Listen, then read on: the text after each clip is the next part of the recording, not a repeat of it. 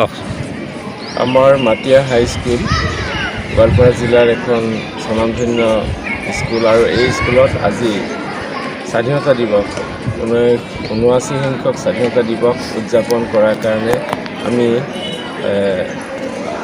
7 বজাত এই বিদ্যালয়ত উপস্থিত হৈছোঁ। 7:30 বজাত আমি পতাকা উত্তোলন কৰিছোঁ। আমাৰ সকলো ছাত্ৰ ছাত্ৰী আৰু মাননীয় শিক্ষক কৰ্মচাৰীসকলে আহি ইয়াত অংশগ্ৰহণ কৰিছে।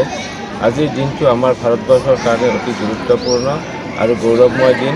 এই দিনটোত আমি তিৰংগা পতাকাৰ তলত সমবেত হৈ ভাৰতবৰ্ষৰ যি গৌৰৱ উজ্জ্বল অতীত আৰু বৰ্তমান তাক লৈ আমি চৰ্চা কৰাৰ লগতে এক গৌৰৱ উজ্জ্বল ভৱিষ্যতৰ বাবেও আমি আশাবাদী হৈ সংকল্পবদ্ধ হৈছোঁ।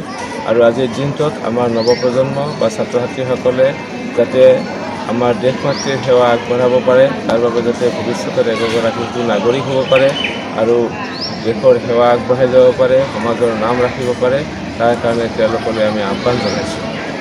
আমাৰ বিদ্যালয়ত উপস্থিত হোৱাৰ বাবে নিউজ চেনেললৈ মই শুভেচ্ছা জনাইছোঁ।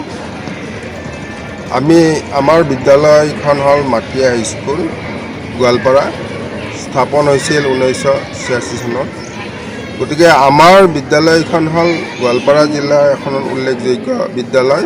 গতিকে আমি আজি 79 সংখ্যক স্বাধীনতা দিৱসৰ কাৰ্যসূচী অতি উলহ মালহেৰে পালন কৰিবলৈ লৈছোঁ। বহু ছাত্ৰ ছাত্ৰী, শিক্ষক শিক্ষয়িত্ৰী আমাৰ ইয়াত উপস্থিত হৈছে। গতিকে আমাৰ এনে যেন লাগে বহু বছৰৰ মূৰত এটা মুক্ত মনেৰে আমি এই স্বাধীনতা দিৱস উৎসৱটো আমাৰ বিদ্যালয়ত পালন কৰিবলৈ পাই আমি অতি সুখী হৈছোঁ।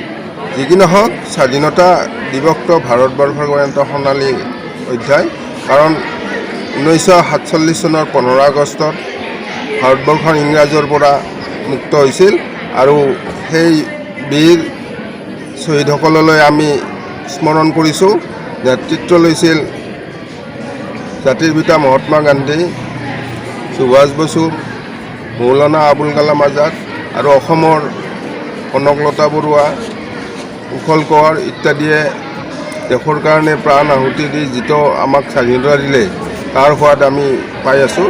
গতিকে ভৱিষ্যতে আমাৰ বিদ্যালয়ত আমি এই কাৰ্যসূচীটো উলহ মালহেৰে পালন কৰিম বুলি আমি আশা ৰাখিলোঁ। ধন্যবাদ।